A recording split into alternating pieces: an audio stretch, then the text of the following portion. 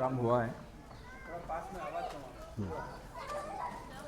आज मंडल के अंदर पुना मंडल के अंदर आज पहली बार अल्लारशा का ये प्रोग्राम हुआ है और सभी लोगों ने संगठन के बारे में बताया है और बता रहे हैं। तो मैं यही चाहूँगा, संगठन तभी मजबूत होता है जब अपने दिल में ये भावनाएं रखे कि मुझे कुछ करना है, मुझे अपने कैडर के लिए या अपने लोगों के लिए कुछ तो भी समय देकर अच्छा प्रतीक तैयार करना है, तभी संगठन मजबूत हो सकता है। और अपनी बुकों में रनिंग स्टाफ के फेवर में बहुत सारे ऐसे पॉइंट लिखे गए हैं जिससे जो पनिशमेंट की तौर पर लोग बात करते हैं तो उसमें से बचाया जा सकता है और बचाया भी जाता है। तो मैं यही कहूँगा कि रनिंग स्टाफ के हर रनिंग कर्मचारी ने अपना समय ज़्यादा से ज़्यादा निकालकर संगठन को मजबूत करने के लिए केवल अपने साथियों को केवल इतना ही बताइए कि हमें सेफ्टी के साथ तो कार्य करना है, किंतु अपने जो अधिकार है वो अपने अधिकारों को भी मजबूत करना है। यही हमको महापुरुषों ने पहले सिखाया है और ये करने के लिए अभी रनिंग स्टाफ के ऊपर में बहुत सारी ऐसी समस्या का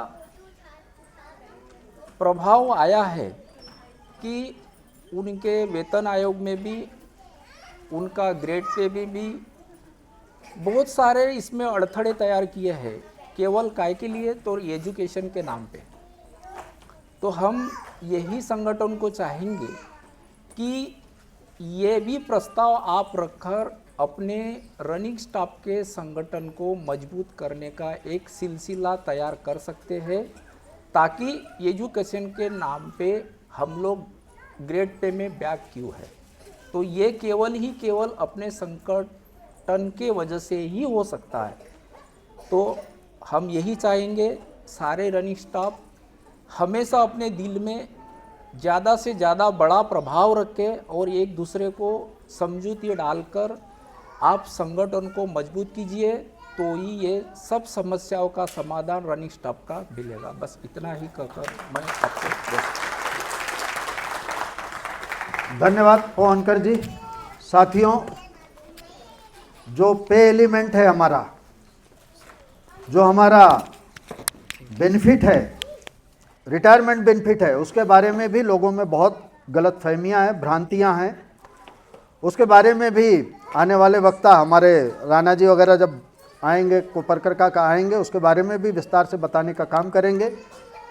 फिर से एक बार ये मैं अपील करता हूँ वक्ताओं को, क्योंकि कार्यक्रम लेट शुरू हुआ है और 2 कार्यक्रम अभी बाकी हैं, इसलिए आप लोग जो बोलना चाहते हैं, मैं ये भी अपील करूंगा कि उसमें से कोई चीज़ बाकी ना रह जाए और जितने कम से कम शब्दों में आप बोल सकें उतने कम से कम शब्दों में अपनी बात रखें।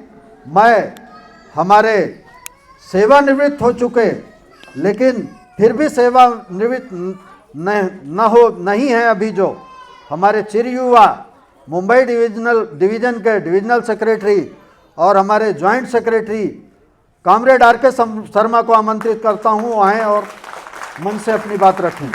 कॉमरेड आर.के. शर्मा, लाल सलाम, लाल सलाम, लाल सलाम, लाल सलाम। हम तुम्हारे साथ हैं, हम तुम्हारे साथ हैं।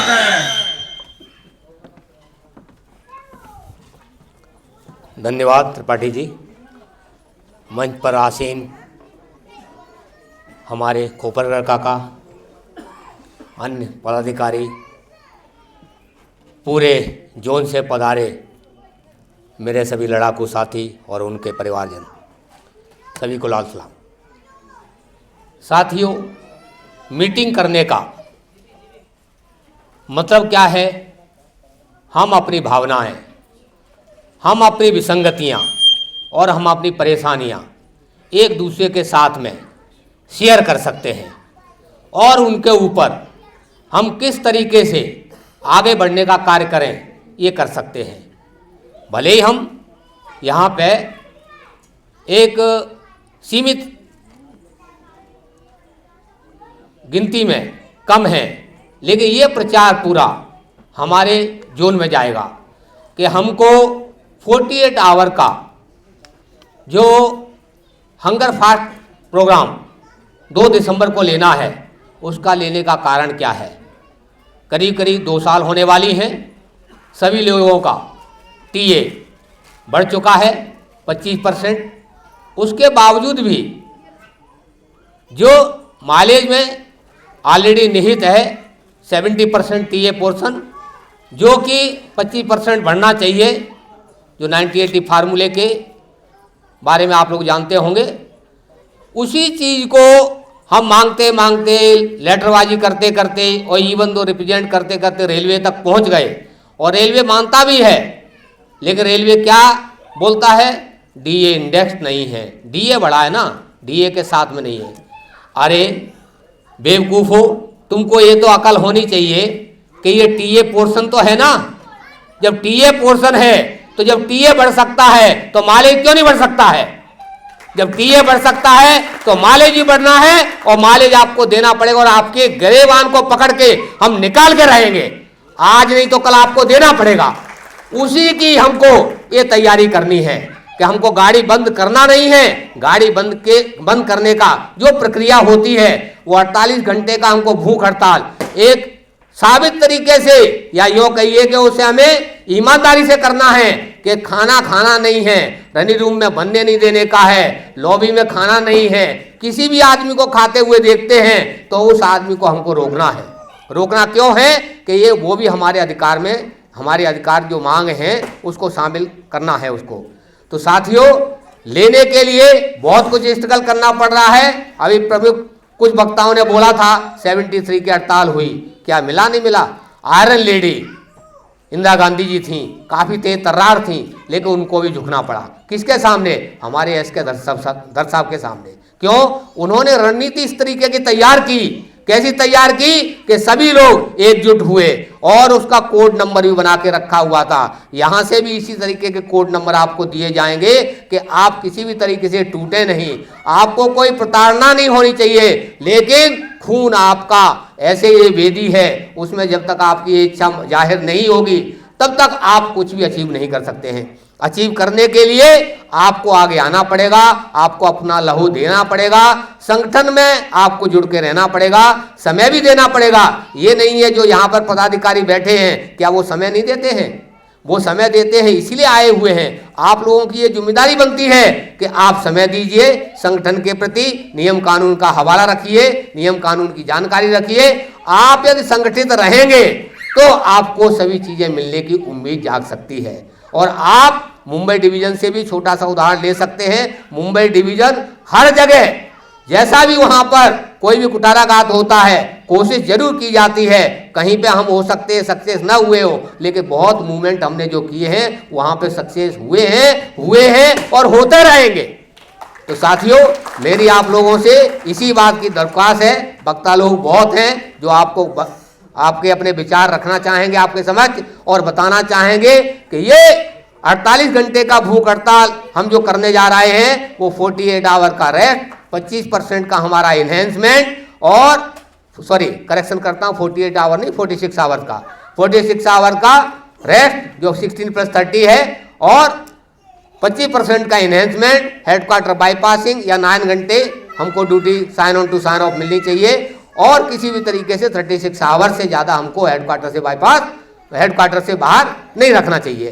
तो ये लिमिटेड हमारी 4 मांगे हैं। लेकिन अभी केसी जेम्स साहब ने, जो हमारे सेक्रेटरी जनरल हैं, उन्होंने बोला है आप अपने बैनर में यदि कोई मुद्दे जोन के हैं या डिवीजन के हैं वो भी उसमें रख सकते हैं, लेकिन उसमें सीमित मात्रा में 6-7 मुद्दे ही रखे गए हैं जो आपको बैनर और पोस्टर बना करके प्रेषित किया जाएगा, दिया जाएगा। प्रचार प्रसार करिए, और आप किसी भी तरीके से कोई भी आंदोलन करते हैं, नियम कानून के अंदर करते हैं, तो आपका कोई भी बाल बांका नहीं कर सकता। लेकिन सूरत उसमें यही है, आप एकजुट रहेंगे तब, एकजुट में ही, एकजुटता में ही संगठन में शक्ति है, और शक्ति आप ही लोगों के द्वारा बनेगी। यदि आप संगठित हैं, शक्ति आपके साथ है, और बगैर शक्ति के आप कोई भी आंदोलन किसी भी तरीके से परिपूर्ण नहीं कर सकते हैं, ना उसमें सक्सेस हो सकते हो। तो सक्सेस होने का एक ही कारण है और एक ही उसका आधार है, आपके अंदर संगठन में मिलने की, समय देने की और लड़ाकू बनने की एक आपकी संवेदना होनी चाहिए। साथियों, कहने के लिए तो मेरे पास में बहुत कुछ है, क्योंकि काफ़ी समय लेंगे तो कम से कम 1-1.5 घंटा भी बोल सकता हूं, लेकिन मैं इतना बताना चाहूँगा कि हमारे तरफ से मुंबई डिवीज़न में जो आदेश हमको मिलेगा, हम कोशिश करेंगे 100% न सही, जितना परसेंट होता है मैक्सिमम 100% की तरफ ही जा करके हम वहाँ पर ये करेंगे। रही बात, लोग वहाँ जैसे बोलते रहते हैं ना कि आपको तो 30% ज़्यादा मिलता है, आपको तो 30% ज़्यादा मिलता है। मैं इन मूर्ख लोगों से पूछना चाहता हूँ, अरे 30% क्या चीज़ है? आप ये जानते हैं? हमको पेमेंट में नहीं मिलता है, अदर अलाउंसेस में मिलता है। क्यों मिलता है? क्योंकि हमको घर से बाहर रखा जाता है। अभी तो 72 घंटे का हिसाब चल रहा है, हम 48-36 घंटे की डिमांड कर रहे हैं, क्योंकि पहले गाड़ियाँ बहुत कम चलती थी, एवरेज गाड़ियों का भी स्पीड भी कम थी, गाड़ियों की फ्रीक्वेंसी भी कम थी, इसलिए हम हेडक्वार्टर वापस नहीं आ सकते थे। लेकिन अभी तो गाड़ियों की फ्रीक्वेंसी ज़्यादा है, स्पीड भी ज़्यादा हो गई है, लोड जल्दी पहुंच सकता है, समय से हम वहाँ पे स्पेयर भी आ सकते हैं, हमारे पास साधन है। तो ये 72 घंटे क्यों रोया जा रहा है? और जबकि पेमेंट जो है ज़्यादा, आपका 30% ज़्यादा है, 30% ज़्यादा नहीं है, जबकि हम यहाँ से 16 घंटे, दूसरे लोग हैं हर 8 घंटे की ड्यूटी के बाद हम 16 घंटे रेस्ट लेते हैं। कहाँ लेते हैं? घर में लेते हैं। और हम क्या करते हैं? 16 घंटे लेने के बाद में रेस्ट, ड्यूटी जाते हैं, 8 घंटे से 10 घंटे 12 घंटे भी ड्यूटी करते हैं। मान के चलिए फर्ज करिए एवरेज पीरियड में 8 घंटे भी ड्यूटी करते हैं। ट्रेनिंग रूम में जाकर के जो 6 घंटे हम देते हैं, अभी HP सिंह ने बोला था कि सही है, उस 6 घंटे को हमारी आधी ड्यूटी में काउंट होना चाहिए। ये तथ्य बिल्कुल सही है। 6 घंटे हमारा आधा उसका आवर है, जो 8 घंटे या 6 घंटे हमारी आधी ड्यूटी में काउंट होना चाहिए। किस लिए? क्योंकि हम प्रशासन के चंगुल में फंसे हुए हैं, हम वहां पर एक तरीके से स्वतंत्र नहीं है। स्वतंत्र क्यों नहीं है? क्योंकि हम रनिंग रूम छोड़ नहीं सकते हैं। तो दूसरे लोग तो 8 घंटे के बाद में 16 घंटे, फिर 8 घंटे के बाद में 16 घंटे, उनका निर्धारण सही है, तो उनकी से हमारी पेमेंट तो डबल होनी चाहिए या डॉडी तो होनी चाहिए कम से कम। तो 30% का रोना रोने वाले मूर्ख लोगों को इनको पूछना चाहिए कि आपको 30% का रोना क्यों रोते हो? आपका टीए हमसे ज़्यादा रहता है और 100% टैक्स फ्री है, हमारे पास 70% ही है, और 70% भी टैक्स फ्री नहीं है, उसके ऊपर भी 10,000 की सीलिंग 2016 से चली आ रही है, अभी तक बढ़ाया नहीं है। कहने का मतलब ये है साथियों, जागृत रहोगे और आप लोग किसी भी तरीके से इधर उधर की बातों में, जाति में, प्रांत में, भाषा में या ईंधनबाजी में नहीं टूटोगे या बटोगे। जैसे अपने योगी साहब भी बोलते हैं, मोदी साहब भी बोलते हैं, हालांकि मैं पॉलिटिकल पार्टी से कोई बिलोंग नहीं करता हूं और ना चाहता हूं, लेकिन फिर भी वो एक उदाहरण देने के लिए समझाना चाहता हूं कि हम बटेंगे तो जरूर कटेंगे, और बटेंगे तो हमको कोई भी जो मांग है हमारी मानी नहीं जाएगी। इसीलिए हम 2 साल से भटक रहे हैं। क्यों भटक रहे हैं? क्योंकि आधे लोग इधर और आधे लोग इधर और आधे लोग इधर, ऐसे ही करके हम इन मांगों को नहीं मांग पा रहे हैं। हमारा रिप्रेजेंटेशन गलत नहीं है, हमारा रिप्रेजेंटेशन नियम के आधार पर है, और रिप्रेजेंटेशन देने वाले जो हमारे पदाधिकारी जाते हैं, चाहे वो रेलवे बोर्ड तक जाएं, चाहे किसी मंत्री और संसद तक जाएं, वहां तक पहुंचाते हैं और नियम संगत पहुंचाते हैं। लेकिन वो नियम संगत होने के बावजूद भी उसमें विभिन्न तरीके के रोड़े अटकाए जाते हैं। डीए इंडेक्स नहीं है, हमने फाइनेंस के पास भेजा हुआ है, वो एग्री नहीं है।